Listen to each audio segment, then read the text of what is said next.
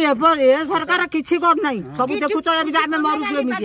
कौन कला आलू किलोटा है 60 टका 70 टका चाउल किलो तो है 40 टका 45 टका कौन खाई बचबू धान फान तो करूँ सब तो धोई गला बुड़ीकी रही 8 दिन है बुड़ीकी रही आगुरी सरकार थला नवीन सरकार केन कोन साहाय्य करथिले नवीन सरकार खूब आमको साहाय्य करछि ग्रुप सी करिथला जानछ आम महिला मान को बहुत साहाय्य से करछि जानछ आमे बापा ताको भूली पारिबु रे जानछ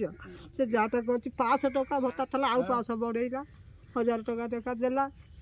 ठेला आउ से 1000 से जो हारी गला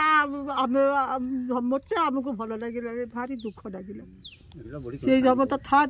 सत कथा बापा को कहूँ से जा आमको साहाଯ୍य ये भी कौ सरकार कर मन पड़े भी काद बाड़ी कथा तो थाके